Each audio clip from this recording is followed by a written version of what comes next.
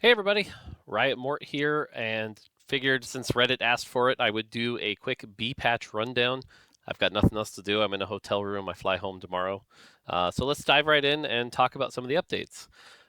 This was a planned B patch. We knew we were going to do it since we're heading into the holiday. It's a really long patch. Think of it as 1425, as Roger calls out here. One thing to note is starting next year, instead of patch 15.1, we'll be calling it patch TFT 13.3. We're going to be changing our naming convention to match the set number, so it'll be the third patch of the 13th set. So that'll be changing moving forward, so kind of cool. All right, shop odds. As we mentioned, we unintentionally shipped a change where it reverted back to a really old version. We're fixing that now that Macau's open, or Macau's done. So the shop odds go back to what they were at launch. So the odds that you were used to are what they are at launch. The biggest change to note here is rolling for 1 cost at 6 is better, rolling for 3 costs at 6 is worse. And then at 7, rolling for 4 costs is, or excuse me, 3 costs are better, and 2 costs is slightly worse. So not too impactful of a change, despite what you might think, but there it is. All right, 6 costs. 6 costs, we're generally pretty close to happy with where they are. That being said, I think a lot of people misinterpreted my comment where I said you won't see them every game. What I was trying to say is you, the player, will not get one in every game, which is generally true. That being said, it's still a little higher than we want it. I believe the average right now is like 1.43 per game. So we are trying to bring that down. So what you're going to see is the base odds have been leveled at every level. And then in addition, at level 10, when you get to level 10, that boost has been lowered slightly, so you don't get quite as many at level 10. And then the third thing that's not actually patch note here is that we had a thing behind the scenes where at 7-1, the odds went up pretty significantly to try to like, hey, the game's ending, here, have some 6 costs. That one in particular really didn't work out, so we actually just completely removed that system. So now the odds are what they say they are. So again, generally a little less 6 costs, but there you go. All right.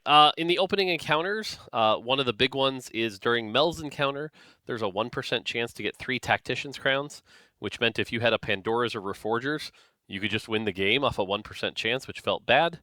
We're going to change that to 2 Tactician's Crowns, so it'll still be like a high roll, but it won't have the easy out of getting that game-winning thing. If you happen to have a third, maybe, but it'll be a lot harder to pull that off. That infinite gold thing is supposed to be hard to do, not just given to you via an encounter. Okay, 6 Artillerists, still kind of underperforming where we want it to be, considering it requires 2 emblems. So it's going to get 10% more AD. If this still doesn't get it where we want it, we'll probably do something more extreme, like lower the number of autos it takes to get the big rockets, things like that. Okay, Chem Baron. Chem Baron's in a really weird spot right now. In tournament play, it's like really risky and hard to play.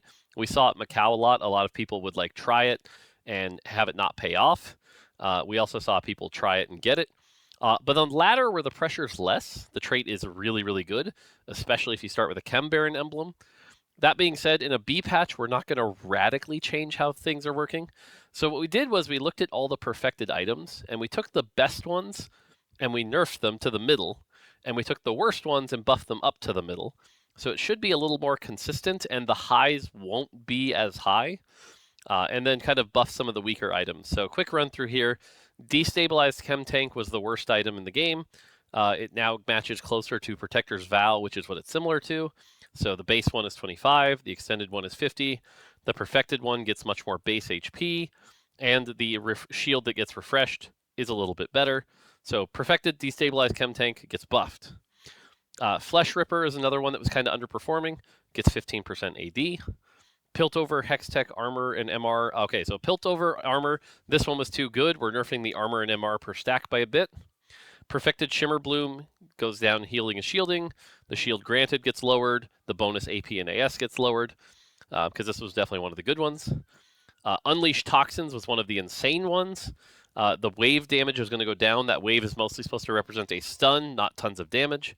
So that gets hit really hard, and the stun duration goes down to 1 second. And then Virulent Virus gets a lot less AP. The bonus damage reduction goes down. I don't know if you guys can hear the sirens. It's crazy here. LA is a weird place. The damage reduction goes down, and then the zombie HP goes down. So yeah, so again, generally, Chem Baron still be good. It's still the high risk trait. If there's more work to be done, it'll have to be done in a non-B patch. But there you go.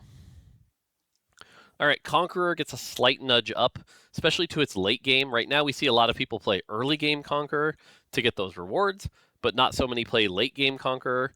So each time you open a chest, you'll get a little bit more stats.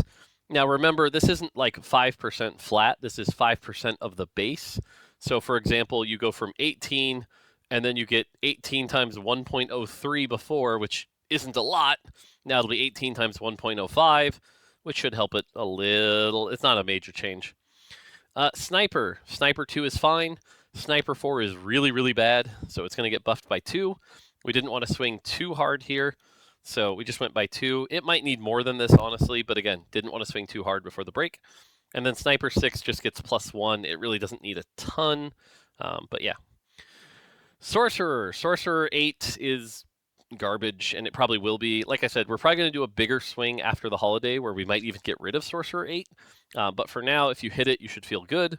So it's going to get 15% AP. Again, I'm not saying this is going to make it playable, but trying to help it a little bit. Okay. On the unit side, we've seen the rise of the Renata Singed comp, and we like that comp. We don't want it to be unplayable. We know when it reaches its cap, though, it's very frustrating. You've got 6 Sentinels to go through, Renata shielding them, and the DR that the Sentinels have gets really high. We didn't want to nerf it too much, so we looked for a spot that kind of made sense to give it a very light touched. And what we found was Singed. Singed scaling was actually pretty insane. Singed 4 had 70% DR. By comparison, like Leona 3 has 50%. So we decided to nerf Singed 3 a little bit from 60 to 55. And then that means Singed 4 goes from 70 to 60. So, Jesus, so many sirens around here. So that goes from 70 to 60. And so Singed 4 won't be quite as tanky. I'm a little sad by this because, like, Singed 4 was finally seeing play, but hopefully this still makes it fine. Violet. Violet has definitely been, like, the easiest to play reroll comp. We still want Family to be really good. We don't want to turn our back on Family, but we do have to bring Violet down. If we have to do more than this, it'll probably be the trait. If it ends up being too much, what'll have to happen is we probably have to buff things like Powder and Vander. But Violet's going to get a nerf here. And for a lot of these champions, you're going to see, by the way, we chose to go with like base AD because it's the cleanest like percent nerf to just all their power or percent buff in some cases. So you're going to see some like, again, like Violet, we didn't want to go 10% nerf, would have been 5 AD. So we went a little lighter than that with like an 8% nerf, which is 4 AD. So. All right, Camille definitely got nerfed really hard last patch. That being said, she's still playable. Like we saw Tidal do really well with it, and it's just a lot harder to play than it was last patch, and to a level where it could use a tiny nudge up here. So again, a 4% buff to Camille base AD, which helps all her scaling. Cool. Nocturne. Nocturne was in a weird place where at the start of the set, everyone thought he was terrible.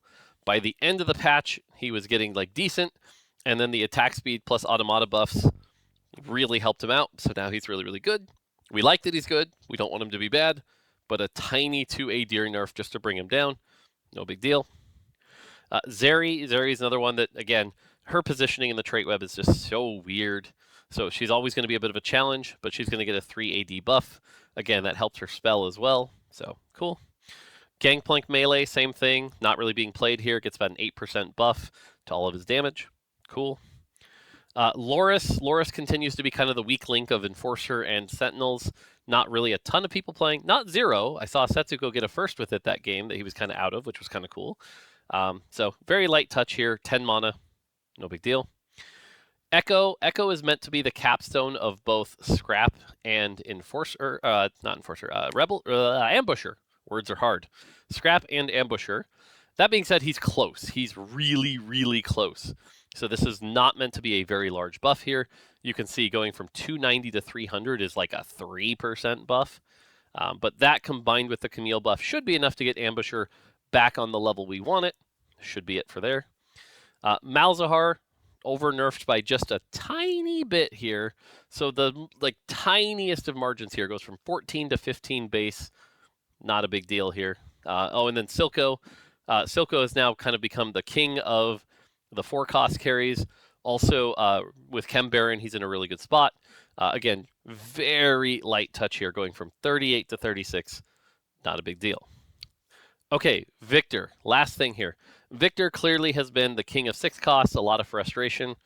We know he's going to be frustrating, and that's not going to change all set because the core part of his kit that we will never change, calling it now, we will never change this, is that when he casts, he stuns the enemy team for 2 seconds.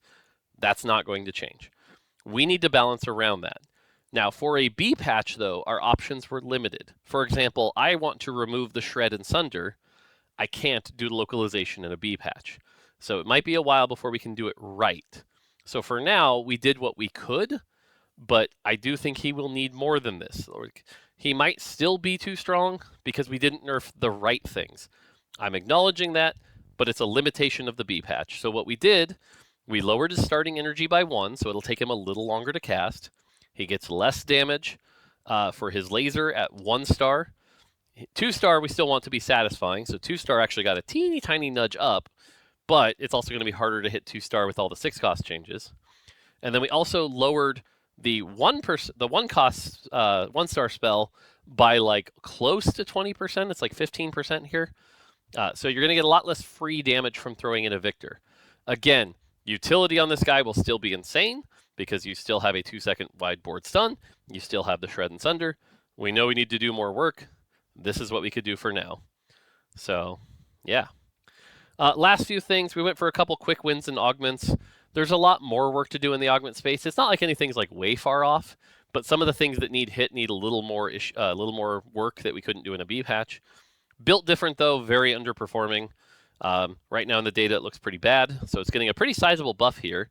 The HP going from 240 to 530 to 300 to 600, and the attack speed going from 45 to 60 to 45 to 75.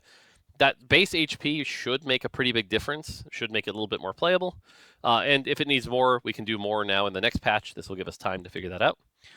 And then Exalted Adventure, we like this one, but it's doing a little too good, so we lowered the rewards by about 15%, usually in the form of like minus gold or minus a support item plus gold. So the average value, I believe, goes from like 90 to 75, give or take. Those are approximations, but yeah. And then on the bug fix side, Victor and Zeri can no longer gain extra resources from 8 Visionary. Removing a Visionary emblem from Victor no longer caused him to lose his starting Chaos energy. Those were just kind of in the same nature, so we could fix those. And 2 committed, hard commit will no longer give emblems that don't have units of all costs needed. So there you go. Like I said, nothing crazy. We wanted to keep it pretty simple. The biggest things were the Violet and the Victor changes. A lot of minor changes, less than 5% usually in most cases. And then the system stuff, getting the shop odds back, lowering the 6 cost odds, stuff like that. So there you go. Hope you enjoy.